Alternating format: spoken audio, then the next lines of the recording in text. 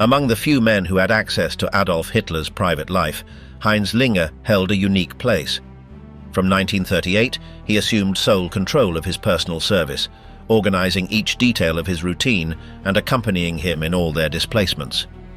That closeness led him from the Reich Chancellery to the Wolfschanze, and finally to the Berlin bunker in the final days of the Third Reich. In that environment, he witnessed little-known scenes. He remembered the case of Hans Jeschonek, boss of the state elderly of the Luftwaffe, that put end to his life after face to Hermann Göring. Hitler, far from showing compassion, accused the Marshal of feigned sorrow. In recent months, he shared unexpected reflections, admitting strategic errors, regretting not having allied himself with Great Britain, and redefining his view of the Jews, describing them not as a race but as a spiritual community responsible for the world's misfortunes. Also witnessed moments of strain extreme. After a burst in the Wolfschanze, Hitler received to Benedict Mussolini with cold calm, showing him the remains of the hall. And, some time later, he saw Martin Bormann disappear in a violent explosion on the Weidendam Bridge, but he was never found alive again. The end of the war brought Linge to the cold cells of the Soviet Lubyanka prison, where stood interrogations and torture intended to tear it away the confession of that Hitler was still alive, something he never gave into. Today, this documentary travels his history, such and as he the lived.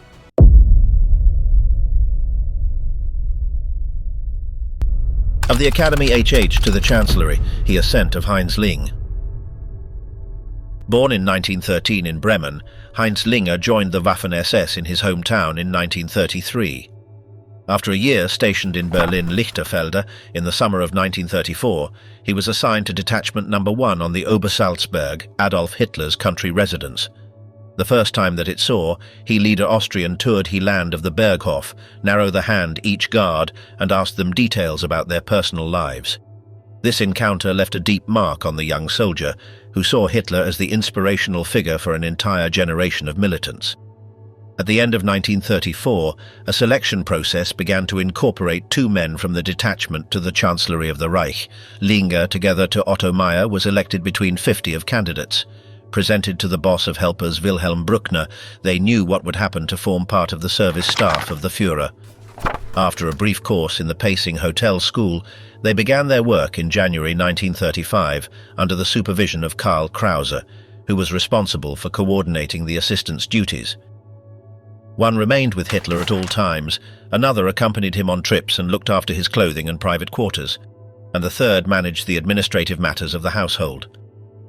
On important trips, party conferences, or extended visits, the 3 men would assist the leader, adapting their clothing to his. There were no excessive protective measures. Visible. Hitler rejected access is discreet, and allowed that the escort police will clear crowds in their tours private. I believed to be protected by the Providence, and he trusted that his proximity to the SS Guard alone was enough to deter attacks. However, Linge witnessed episodes that revealed real attempts on her life. From shots against the automobile of Himmler that Hitler thought directed to he, until a bouquet poisoned delivered by a fan, either a dog given that attacked to a member of the escort. He even suffered food poisoning from eating foreign fruit, ignoring the rule against eating unverified food. The most famous attack took place in Munich in November 1939. Hitler, who had to return urgently to Berlin, left the Bürgerbräukeler prematurely, where minutes later a bomb exploded, killing 7 people and injuring more than 60. For Linge, this episode reinforced the idea that, despite the frequent physical proximity of strangers, the survival of Hitler, it seemed, depends so much of his caution gradual as a fate that accompanied him until the last months of the war. The investigation into what happened at the Bürgerbräukeler soon identified a culprit. Barely 2 weeks later, the capture of Johann Georg Elser was announced. He had been arrested while trying to cross the border into Switzerland. Himmler reported to Hitler he arrested there was confessed be he author of the bomb placed in the brewery almost a week before the explosion. Hitler, looking at his photograph, expressed doubts about the official version that presented him as a loner without political motivations. He noted that his face and gaze revealed determination and convictions, and ordered Himmler to investigate possible ideological ties. Amazing was that, far of order his execution immediate, as there was occurred in other cases, Hitler decided to keep him alive. He believed his knowledge could be useful in wartime, especially in the manufacture of explosive devices. Under this premise, Elsa was imprisoned as a special detainee in the Sachsenhausen camp, where job in a workshop preparing designs of bombs by commission.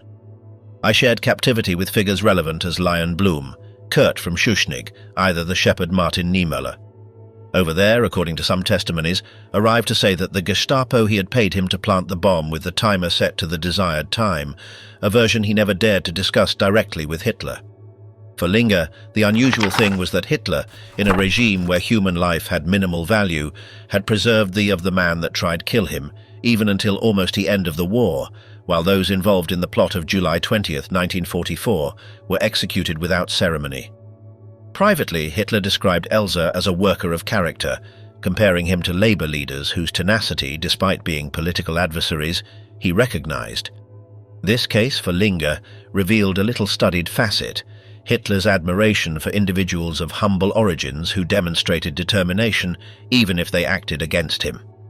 A feature that contrasted with his distrust toward the elites, and that explained because I saw in the class worker a loyalty staff that, according to he, was going further there of the employment and livelihood policies. This selective approach did not alter his absolute control over his immediate surroundings. After the departure of Otto Meyer in 1938 and of Karl Kraus during the Polish campaign, direct management of the personal service fell entirely to Heinz Linge himself. A reserved man and park in words, assumed a paper that soon surpassed with Ugro the butler duties. By mid-1944, already holding the rank of SS Hauptsturmführer, he was the chief absolute of the service staff of the Führer, responsible not only of accompany him in each trip, but also to supervise everything related to your accommodation, domestic staff and assistants. The position required discretion, observation skills and a precise knowledge of hierarchies. Internal in her circle nearby of Hitler, no existed manuals. The priorities and limits were learned along the way. Hitler, aware of Linge's initial shyness, encouraged him to become more comfortable, thus facilitating his integration among ministers, generals and party leaders. It was then that Linge discovered a side of the Führer she hadn't known before, his marked inclination toward architecture. Around the Berghof, she often had the impression of living with a construction contractor rather than the leader of the Third Reich. Sketches, plans, calculations and drawing tools piled up on his desk, which he constantly reviewed and corrected. In informal conversations, took advantage the knowledge technicians of Linge for exchange impressions on trades such as carpentry or plumbing, demonstrating a surprising mastery of detail. Hitler claimed that if he had not been destined to lead Germany, he would have become one. A figure featured in his world of the architecture, a path that, according to him, you would have spared him political worries. This vision translated into his direct involvement in large-scale projects, such as the new Reich Chancellery. Commissioned by Albert Speer in early 1938, it was to be completed in just 9 months. By August of that year, thousands of workers were working day and night, and by January 1939, the building was already welcoming the diplomatic elite to its spacious marble halls and monumental galleries. The architecture was for Hitler further that aesthetics, represented the vitality of the new Reich, and projected confidence in its future. Costs were not his concern. The money was managed by his assistant Bruckner, while he focused on the design and symbolism. With royalties from Mein Kampf amounting to several million marks, he funded charities and maintained his staff at a standard of living that he claimed should prevent any temptation to corruption. He did not hesitate to severely punish those who betrayed him, that trust arriving even to send some to fields of concentration. His urban planning ambitions were not limited to Berlin. Munich, designated the capital of the movement, was object of an ambitious plan of modernization with networks of rapid transit, a new railway hub, and large-scale avenues. Similar projects extended to cities throughout the Reich, from Hamburg to Nuremberg. Hitler envisioned these transformations as works designed to last for centuries, drawing inspiration from historical precedents that, in his view, demonstrated the long-term vision of previous generations. For Linge, listening to those speeches and seeing the relentless pace of construction reinforced the sensation of that he lived in was of colossal changes. But the reality was that the passion for public works also had a propaganda component. Linge recalled how, at the opening of a section of highway in 1933, Hitler got out of his car, grabbed a shovel, and helped empty a truck of earth alongside 2 workers. The gesture, witnessed by hundreds of workers, was interpreted as a demonstration of closeness and energy. In the days following, the land that he had touched became a symbolic object that many took home as a souvenir. Between austerity and privilege, daily life with Hitler. Until well into 1944, Heinz Linge retained an optimistic view of his future. Aware of that the years dedicated to the service of Hitler, you had subtracted experience as a civil engineer, but he was confident that his position would guarantee him a comfortable retirement. This was not an unfounded impression. The Führer himself had told Himmler that once the war was over, he would grant him an honorary position as Marshal of Travels and Court. However, in Linge's eyes, life in the leader's immediate surroundings was far from a relaxed privilege. The routine was grueling, to the point that figures such as Alfred Jodl compared it to permanent confinement. Hitler imposed his style even in his most intimate settings. His bedroom, with a simple camp bed, surprised visitors such as Field Marshal von Bock, who went so far as to say that soldiers at the front should see it to understand the extent of his austerity. This sobriety, however, left room for gestures unexpected. Linge remembered an early morning that it found in his nightgown and barefoot he was trying to change a light bulb despite his ailments. When asked why he hadn't called for help, Hitler replied that he wouldn't wake anyone up for something he could solve himself. This same combination of practicality and consistency was reflected in his clothing. He rejected fashion if it compromised his comfort, always opting for garments that did not restrict his movements. Eva Braun tried to modernize his style without success, as even minor alterations, such as changing the shape of his cap, provoked strong protests. He kept his brown uniform unchanged with the gold party badge and the 2 decorations he had earned in the Great War. The act of dressing transformed him. In an exercise timed to hear his order, Linge activated his stopwatch, and Hitler tried to complete the process as quickly as possible, requesting help only to adjust the bow tie. His characteristic hairstyle and trimmed moustache were features untouchables. Linge knew that in occasions, his state of cheer-up of the Führer could be guessed from the way he played with his moustache. In his daily dealings, he closely observed those around him, commenting on their habits and trying to convince them to quit smoking or change their diet. He defended that a diet without meat was the clue for life further and better, quoting examples of antiquity and arguing that the consumption of cooked meat had represented an evolutionary setback. He estimated that following natural principles, humans could live between 150 and 180 years. Arguments about nutrition were frequent, and Linge witnessed him challenge doctors and diners to debate the topic. Only the ear, nose and throat specialist Erwin Giesing managed to get him to consider opposing arguments, explaining that human anatomy and digestive juices evidenced a mixed diet and that nature would not have developed mechanisms to process animal proteins if they were useless. Hitler requested documentation to expand his knowledge, although he did not abandon vegetarianism. Alcohol was also not part of his customs. He found wine acidic, beer bitter, and tobacco a poison that he considered a cultural revenge against Europe. Despite his opposition, he avoided banning smoking in the party so as not to generate discontent. Discretion that applied to others aspects of his life private maintained in booking his relationship with Eva Braun. According to Linge, at first she was just an elegant young blonde, a regular at the table but seemingly unimportant. Over time, small gestures and glances revealed a deeper bond, born in 1932 in Heinrich Hoffmann's photography studio. In Herr Berghof, that closeness he translated in a set private of rooms decorated to Eva's liking. Evenings often ended in Hitler's study, where he settled in with a cup of tea while Eva held her glass of sparkling wine.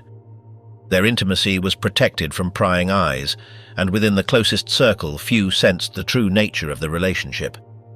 At the Nuremberg trials, the dentist Hugo Blaschke would recall never seeing any affectionate gestures, although Eva often sat together to Hitler, with Martin Bormann to the other side.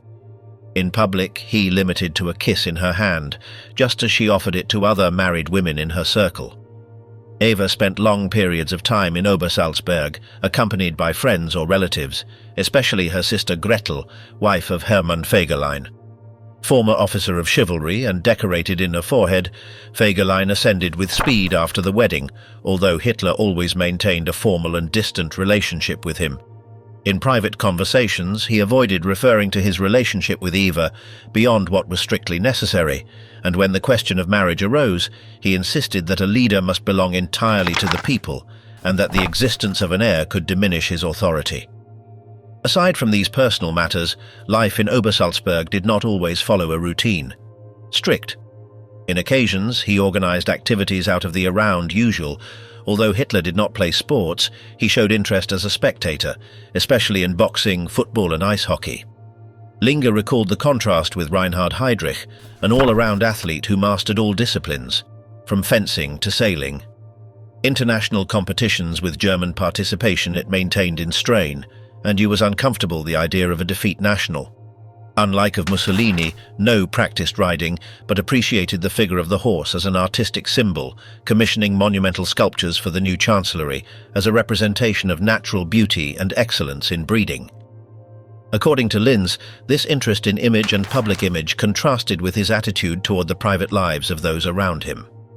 In general, he adopted a non-interventionist stance as long as it didn't affect the state or his reputation, although there were notable exceptions. In 1942, upon learning that the wife of a member of his circle had been a prostitute before her first marriage, he ordered the union annulled. Another chance, in view of rumors about the wife of the assistant, preferred treat the matter personally. The summoned, convert with she and far of sanction it, praise his sincerity and talent, rebuking those who had spread suspicions. Inside of the dome of the Third Reich, tensions and hidden alliances. In the atmosphere of trust that dominated certain moments of Hitler's close circle, the figure of Hermann Göring offered, to judgment of Linge, a reason recurrent for the Führer's private jokes. His uniforms, ostentatious and almost theatrical, seemed to multiply with each new position. The most striking was that of Reichsmarschall, a sky-blue jacket with white piping, gold shoulder boards adorned with crossed batons, and a display of decorations that outshone any other. On special occasions, he added the iconic golden fleece and a wide silk sash. Even more picturesque in Linge's memory was his paratrooper outfit, with over-the-knee boots, which he even wore to a military reunion, provoking discreet smiles among the officers. Hitler, taking it a step further, made a cardboard medal for him that Göring was to wear over his pajamas. That tone relaxed, contrasted with the discipline that Hitler imposed in others' facets, like the preparation of their speeches. Linge observed that used to postpone his drafting until at the last minute, he dictated them to his secretaries in marathon sessions. As he paced the room, he rehearsed gestures and intonations, keeping track of time with a watch, of table. Never delegated that task in Goebbels, by he contrary reviewed and he even corrected the Minister of Propaganda's texts. Before addressing the audience, he displayed, in Linge's eyes, the tension of an actor about to go on stage, gargling with glycerin and water, taking medication to prevent cramps, and enduring the cold of rooms kept at a low temperature. When he finished, drenched in sweat, he was wrapped in a blanket, drank tea with cognac, and took a hot bath. There was habits impossible of correct, as his insistence in Ask the Hour. Neither a gold watch given to her by her entourage and large clocks in every room were not enough for Linge to eradicate this custom. That mix of manias and loyalties also he reflected in his deal with Göring. The relationship between both transcended it political. They shared memories of the bang failed of 1923 and of the years prior to 1933. From Linge's perspective, Hitler valued military bearing, his Reichsmarschall's charisma and decorated pilot's record. This connection translated into constant support, even amidst friction with Ernst Udet. Tensions over aircraft production and Udet's eventual resignation did not lead Hitler to align himself against Göring. Further, good lament his end, reproaching him only have defended their projects more firmly. In his inner circle, Hitler deliberately fostered rivalries. He allowed them to grow, until see who resisted further, intervening only in view of he blockade total. For Linge, this was a calculated method to weed out the weakest. This was the case with Hans Jeschonek, Chief of Staff of the Luftwaffe, who ended up taking his own life after repeatedly clashing with Göring. The Marshal's reaction, tears and declarations of friendship led Hitler to reproach him for his feigned sorrow. Reluctant to adopt the proposals of Udet or Jeschonek, Göring preferred to surround himself with veterans of the Great War, ill-adapted to modern aviation. However, Hitler appreciated, and Linge admitted, his optimism irreducible and his ability to impose ideas. After Dunkirk, he reinforced Hitler's hesitation to invade Great Britain, claiming that the Luftwaffe could isolate it. These promises were not kept, neither there nor at Stalingrad. In 1943, during an exhibition in Insterburg, Göring presented the Me-262 fighter, promising produce 1,000 units in a year. But in Normandy, barely there was 60, which led Hitler to lament that with 100 the Allied invasion would have failed. The unrest led to independent reports and the summoning of Galland, Heinkel and Messerschmitt. Göring was removed from the V weapons and reactor production, which passed to Hans Kammler. The disillusionment grew until, at a conference, Hitler stated that the only one who hadn't lied to him was Dönitz. Although he didn't name him, the blow to Göring was evident. Linge recalled that in private, the Marshal displayed a calculated theatrics. He arrived wrapped in his cloak, surrounded by flatterers, for then appear submissive in view of Hitler, aware of that the brightness depended on the Führer's light. The difference with other visitors was clear. Dönitz entered with camaraderie, Goebbels with distant confidence, Göring, on the other hand, with restrained nerves. Amidst these tensions, Goebbels presented a different perspective. For Linge, he was one of the few with whom one could speak frankly. He listened, evaluated, and if he found something useful, passed it on. To Hitler. His wit encouraged even the evening's further graze. Hitler it defined as a giant in the body of a dwarf, and Linge recognized his ability to overcome crises and his propaganda effectiveness. His humor did not respect ranks.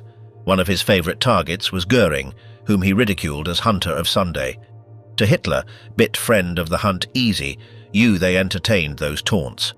However, beyond his humor, Linge considered him a first-rate political operator, with consistency and determination uncommon among the leadership of the Third Reich. According to Linge, his willingness to expose irregularities within the party also earned him high respect. He reported abuses in funds doctors state-controlled by the SA, achieving that he will take measures tough to the endurance initial of Hitler. That firmness he took to the Führer to admit in private that there was placed to too many old people comrades in positions for which they were not prepared. But Hitler was concerned about his private life. Goebbels maintained frequent contact with actresses and figures of the theatre and cinema, some openly rivals by his favor. His relationship with the Czech actress Lida Barova threatened his marriage to Magda, to the point that Hitler personally intervened, summoning both of them to the Obersalzberg to force a reconciliation and avoid a political scandal. The differences between Goebbels and Göring transcended its staff. The Minister of Propaganda repeatedly attempted to convince Hitler that the Reichsmarschall had failed at the helm of the Luftwaffe. In March 1945, he somberly warned that the Air Force was led by a man incapable of making it an effective instrument, and accused him of corruption and mismanagement. Although Hitler seemed to understand the seriousness of the situation, he clung to old loyalties. Linge recalls seeing the minister leave that meeting with a slow gait and slumped shoulders, aware that, despite the facade of unity, shadows lingered at the core of power that no one wanted to confront. Despite the accumulating reproaches, the relationship between Hitler and Göring remained strong until the end. Even after the harsh criticism of 1942, which led the Marshal to part ways of their decorations, Hitler he moved away. The defeat of Stalingrad, that could have been decisive for his dismissal, reinforced his position. The distrust toward the army after the catastrophe led Hitler to retain an old comrade, whose loyalty seemed more valuable to him than any strategic calculations. Linge noticed a change in tone. That man, whom Hitler had previously treated coldly, reminding him that I had to eat same ranch that the others, now received invitations to your table and attentions personal.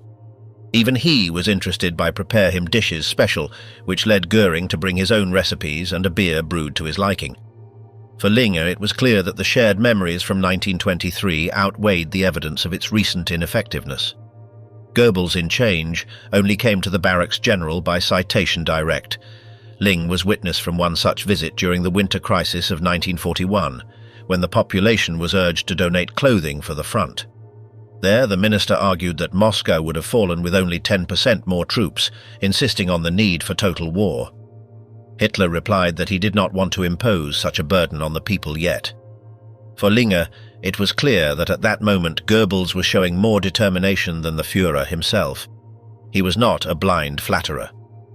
On more than one occasion, he dared to criticize in the presence of Hitler, something that very few they risked to do. Linge remember as, on one trip, he heard him say clearly, "The Führer has too many punters around him," loud enough for Hitler to hear.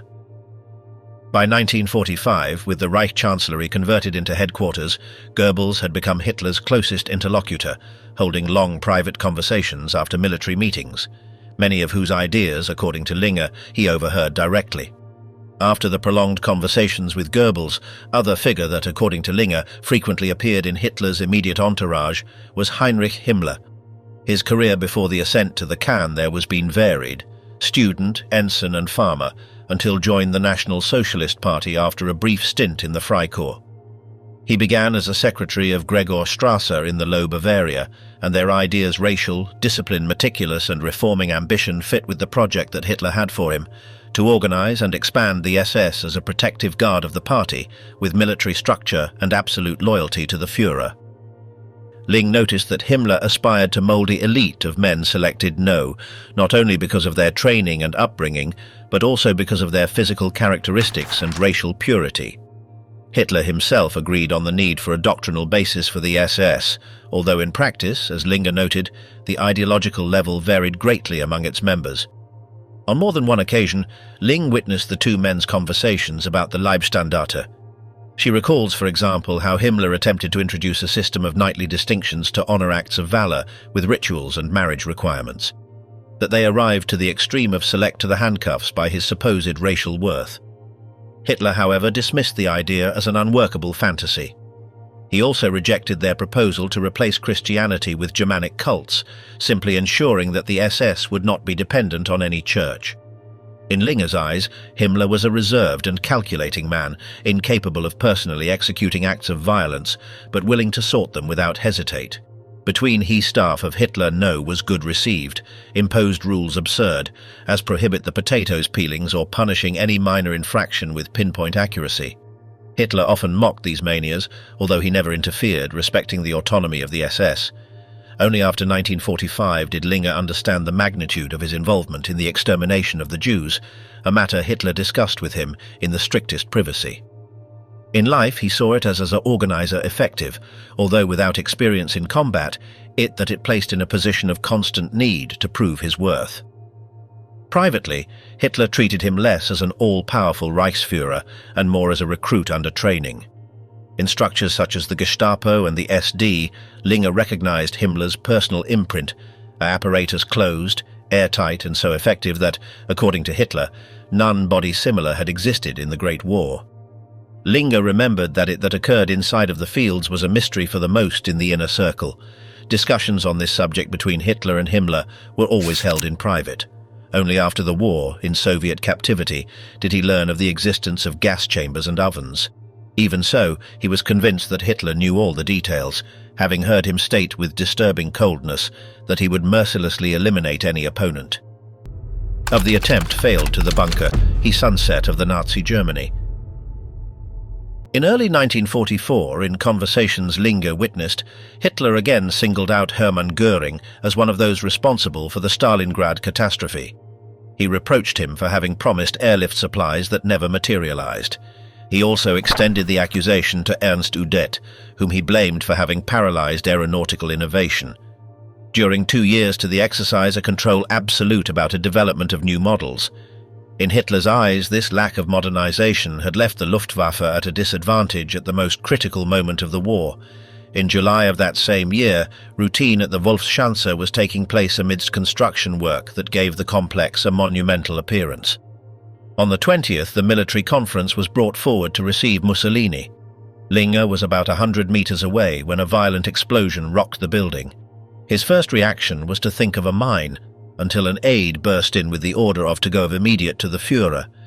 It found in the bunker's small mess hall, his uniform torn, his hair singed, his right arm dangling, and traces of blood on his face and hands. Despite his injuries, Hitler remained calm, which Linge found disconcerting.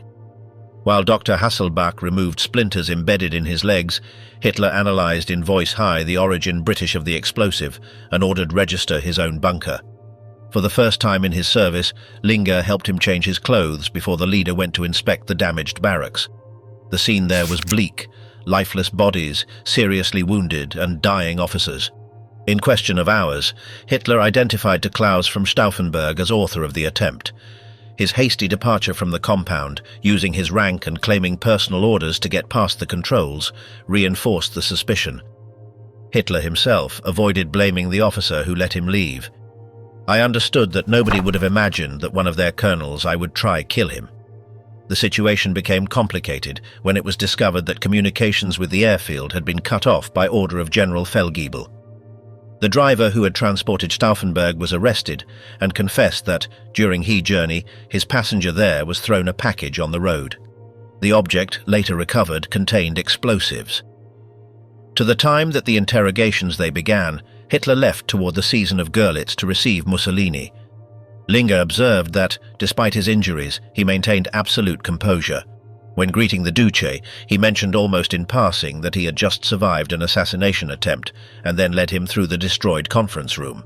He recounted in detail it occurred, and he stated with a tone almost solemn that his survival was proof that Providence had preserved him to fulfill his mission. Mussolini, visibly shocked, agreed that it was a sign from heaven.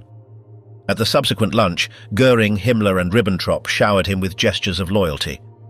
Goering, unable to contain himself, embraced him effusively. Hitler, serious, replied that the conspiracy intended only delete it to he, but end with all the dome over there present. He described Stauffenberg's method as an act of cowardice. Himmler immediately flew to Berlin to suppress the uprising and arrest those involved. By order direct, Linge established contact telephone with Goebbels. Once communication was established, Hitler immediately promoted Major Otto Rehmer, instructing him to secure Berlin by all means and recognizing only his orders as valid. The rest of the day he spent supervising work on the bunkers and making it clear that he did not suspect the workers, but rather the military aristocracy, whom he had always considered his enemy. The conversations planned with Mussolini never they arrived to be held. It would be her last meeting with him. In the following days, Martin Bormann consolidated his control over the party, giving the impression that everything was under control. This allowed Hitler to concentrate on the judicial prosecution of the conspirators. Linge witnessed his reaction upon learning that Stauffenberg there was being executed by order of Fromm. He wanted confirm he made through exhumation, and upon corroborating it, accused Fromm himself of having led the conspiracy. Among the cases that most impacted him was that of Lieutenant Colonel Robert Bernardis Smend. Hitler read his letter in Linge's presence. At the beginning he praised him for writing like a soldier, but his face he hardened to the passages in that blamed to their superiors to lose faith in the Führer. For Linge, that moment sealed her fate. The echoes of those executions resonated for weeks in the Wolfschanze. Linge, who attended some hearings through recordings and reports, remembered Hans's interrogation, burned from Haften. In view of a relentless Roland Freisler, he declared that already I did not recognize duty some of loyalty toward Hitler, to that considered a promoter of the evil. The trials were summary, without the possibility of a full defense, as the Führer had demanded. Foreign jurists and correspondents they accepted as valid, reducing any formal protest. The assassination attempt also had personal consequences. Hitler learned that his untimely death had been celebrated at Stülpnagel and Kluge's headquarters in Paris. Kluge's subsequent disappearance and Rommel's suicide were severe blows. He suspected that Kluge had been poisoned by the British, although the autopsy confirmed that there was taken his life. Security measures were immediately tightened. Only about 60 people were allowed inside. Access to without search previous. Even soldiers with the further high decorations were recorded. Linge, uncomfortable with this measure, intervened to exempt distinguished combatants from registration. The gesture, which could have cost him dearly, was accepted by Hitler as reasonable. In the midst of this tension, Wilhelm Keitel surprised Linge by firmly assuming management of matters while Hitler recovered, imposing itself even to the pressures of Himmler and Bormann. Was so when appeared otolaryngologist Erwin Giesing, in charge of treat the physical after-effects of the attack. His first impressions were not of a charismatic leader, but of a prematurely aged and weakened man. However, Hitler granted him unusual access, discussing politics, religion and personal matters, though he only admitted contradictions on his part. Giesing noticed traditions' peculiarities, worked in gloom, rejected modify her vegetarian diet, despite her energy needs, and refused to leave the Wolfschanze for fear of being interpreted as running away. Even the suggestion of moving to Berchtesgaden to improve her health was dismissed. On October 1, 1944, during a checkup, he briefly collapsed while receiving a nasal cocaine treatment. Linge, who was present, helped the doctor dress him and leave, discreetly, aware of that any sign of weakness I had to operate with absolute stealth. In February 1945, Giesing returned to the Linge barracks, knowing the positive effect the doctor had had on him. Used to provoke, organized a meeting casual during an alarm aerial. The change was immediate. Hitler became more cordial, although he could no longer hide from the doctor his accelerated aging, his hunched posture, his extreme pallor, and the constant trembling in his left arm. Traveling to the front was nothing new. Linge recalled how, in earlier years, Hitler had sought direct contact with the troops, sharing simple meals like soup, of peas without meat, and listening impressions about the life in the Soviet Union. These meetings reinforced his distrust of his general's reports and his conviction to lead personally. In recent months, his private conversations veered toward historical comparisons.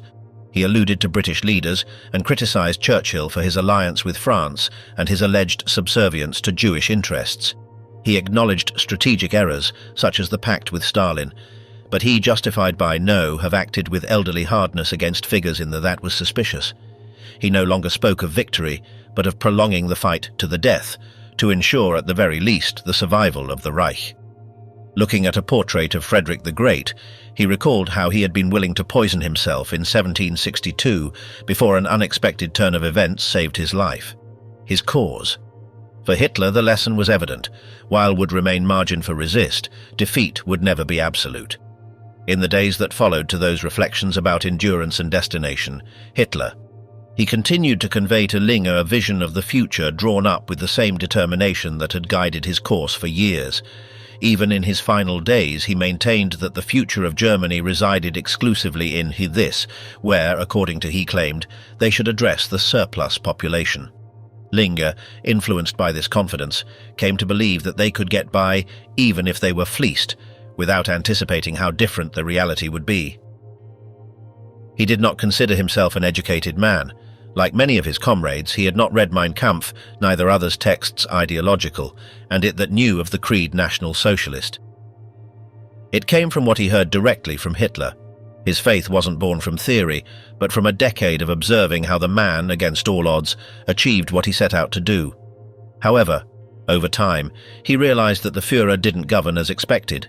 He delegated vast amounts of power to ministers, leaders and governors, fostering internal rivalries that he viewed almost as an experiment. It was then that Linge began to listen more attentively to his monologues on history and policy. Between those confidences, Hitler revealed that before the war, I believed it was possible to recruit Franco to his cause, but after considering the implications, he decided not to drag Spain into a conflict that could reignite a civil war. He confessed to feeling deceived by the caudillo and regretted having helped restore privileges to the Spanish nobility and church. In these conversations, Hitler also outlined his geopolitical interpretation. A German-British bloc would have dominated Europe, London. He had ally with Berlin before 1941. That plan having failed, he opted to attack the Soviet Union to avoid, he said, a preemptive strike in the future. Linge, while not sharing all of the conclusions, saw how the Führer attributed the loss of that opportunity to British decisions. In private, Hitler modified even his speech about the Jews, leaving off talk of a race in the biological sense and describing them as a spiritual community that, according to him, should be eliminated because of its historical responsibility for the misfortunes of the world. As his health deteriorated, the contradiction became more evident. A bent body, weakened since Stalingrad, but a still agile mind and an intact memory. Surrounded only by a small circle, Goebbels, Bormann, Dönitz and Linge himself, he distrusted everyone else. Despite his appearance, he continued to receive soldiers and officers from the front, convinced that he could still influence them. Linge observed how men who arrived prepared to reproach him for the military situation left his presence transformed. Convinced of that he Führer there was explained the reality. Few. They warned that the once imposing volcano was now exhausted. Far from the image conveyed by some later accounts, Linge would insist that Hitler retained the lucidity until he last instant. The idea of that he end of the Third Reich was fruit of a leader out of you, it seemed an invention without basis. In his memory, even after his last birthday, Hitler remained fully aware of his actions. On April 19, 1945, an SD report, transmitted by Johann Rattenhuber, warned about a possible triad of murder to the day following, executed by an assistant dressed in civilian clothes and with a wound on his hand. No one fit the description. Linge, accustomed to false alarms, many of them originated by Hermann Fegelein, did not change his vigilance. He owned Hitler, trusting fully in you there was saying, "When are behind me, I feel safer than with an Obergruppenführer in your place." That birthday, to difference of others, lacked of celebrations. Hitler there was indicated that he would not receive congratulations, but a small group, encouraged by Eva Braun, managed to get him agreed. Linge it saw enter with past dragged, greet to each one and withdraw immediately. Shortly after, tensions increased after the failure of the operation ordered by Felix Steiner to halt the Soviet advance. The news unleashed a fury in Hitler that Linge would later recall. Good accusations of betrayal, threats, and the statement of that would remain in Berlin until he end. In private, you trusted that by his state physical, no could to fight, but that he would take his own life as befits the commander of a stronghold. He episode further dramatic arrive with the capture of Fegelein, surprised dress of civil with money and jewels prepared to flee. The court-martial ordered his execution for treason. Eve Braun, tough to his bond familiar, no interceded. Bit after, Hitler called to Linge and he gave him precise instructions for his own end and that of Eva, to prepare blankets and enough fuel to incinerate the bodies in the garden. Life in the bunker followed a strict order as long as he lived. There was no trace of disorder, that some they have described. Even the wedding with Eve Braun in the early morning from the 29th of April passed in an atmosphere content and sober, with only some few witnesses and a brief exchange of vows. After the ceremony, the couple retired, and the rest shared a modest celebration with tea, champagne and snacks, aware that they were on borrowed time. The farewell of the Führer, inside of the bunker of Berlin. In the first hours of the 30th of April of 1945, a silence tense dominated her bunker. Hitler, dressed and without of a sleep, opened the door fair when Linge he was approaching. With a gesture he indicated that he should remain silent so as not to wake those resting armed on the nearby sofas. Together they went to the telephone exchange, where the commander reported that the defense of Berlin had collapsed and that there was no possibility of breaking the siege. Soviet. Even the proposal of Arthur Axmann of evacuate it with volunteers of the Hitler Youth was rejected with a murmur. "That's no longer possible, I'm staying here." Shortly after, midday brought Hitler together with his closest circle for a last meal. Over there speak of the judgment relentless that would receive of their enemies and of the suffering that awaited Germany, although he trusted that future history would recognize his intentions. Linge, present at the table, would remember those words over the years, understanding so his true scope. Eve Hitler. He fired of he with a forced serenity, thanking her for everything she did for the Führer and asking her never to reveal to her sister how Fegelein had died. At her last audience, Magda Goebbels received the Golden Party badge as a token of recognition. As the afternoon drew on, at 3:15 p.m., Hitler addressed Linge in a calm voice. "I will do it. Now, already you know it that have that do." You advised join to a cluster of escape, and when Linge asked what was left to fight for, he replied, "For the man of the future." After a handshake and his last greeting, he retired to his office. Minutes later, the smell of gunpowder filled the corridor. Linge, together with Bormann, opened the door. Hitler was collapsed in a couch, with a wound in the temple and 2 pistols to their feet. Eve, to his side, showed signs of cyanide. Without loss of time, wrapped the bodies in blankets, and that they moved to the garden of the Chancellery was under Soviet fire. The wind made it difficult to light the pyre until Linge improvised a wick out of papers and managed to ignite the fuel. From the entrance of the bunker, Bormann, Goebbels, Günscher, Kempke, Stumpfegger and himself carried out the last greeting. When the flames they turned off, the remains charred were buried in a nearby crater. The tomorrow following, he knew Chancellor Joseph Goebbels. He crossed with Linge and he reproached him for not having changed Hitler's decision. Linge replied that if he himself hadn't achieved it, no one would have. That same day, General Hans Krebs began negotiations with the Soviets in name of Goebbels. The mission failure from the beginning, they demanded unconditional surrender, already aware of Hitler's death. Krebs's return sparked a fierce clash with Bormann, who saw his authority fading. Meanwhile, the tragedy was approaching its most dramatic point. Magda and Joseph Goebbels decided to end the lives of their 6 children before committing suicide. The pleas of the female staff and some members of the guard were ignored. Linge accompanied to Magda until the stay where the small were resting. She waited until Dr. Ludwig Stumpfegger confirmed with a slight gesture the inevitable. They had all died from cyanide. 2 hours later, the Goebbelses also took their own lives. With the leadership of the Reich extinct, he organized 10 groups for attempt escape from Berlin, mixing soldiers, women and civilians. Linge joined the driver Erich Kempke. Together they escaped under crossfire, crossed Friedrichstrasse and reached the station, where fighting was still raging. Around midnight on the Weidendamm bridge, they encountered Bormann, Stumpfegger and Bauer, blocked by an anti-tank barrier. Bormann tried to advance, protected by a armored, but a projectile it reached, throwing by the airs to the nearby figures. Linge never saw them again. The surviving group, now reduced, advanced through a tram tunnel to Seestrasse, losing several along the way. There, Linge heard voices from above and, thinking he saw a German soldier, looked out. Within seconds, he was surrounded by Soviet tanks.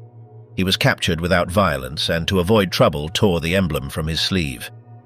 Of the HH against it that Hitler there was instilled, the soldiers knew they offered tobacco and cigarettes, and even allowed him to keep his weapons. For several days he was marched under guard to Posen, where he was interrogated about his identity. Initially he pretended to belong to a quartermaster unit, but Hans Bauer confirmed his true role alongside Hitler.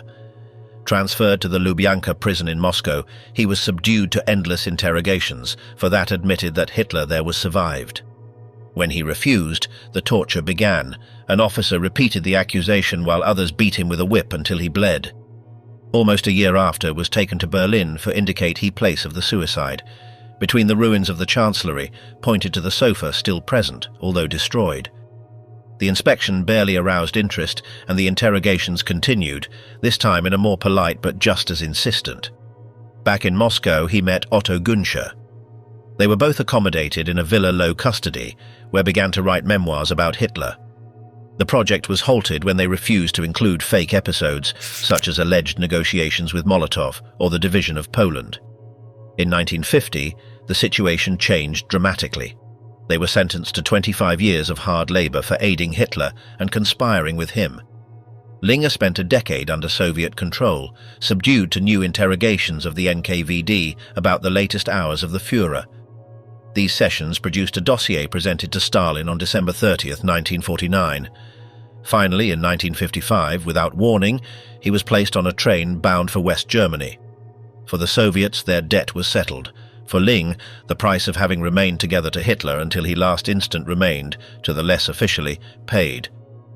He settled in Bremen, where he lived discreetly until his death in 1980, carrying with him the memory of one of the last direct witnesses to the final collapse of the Third Reich.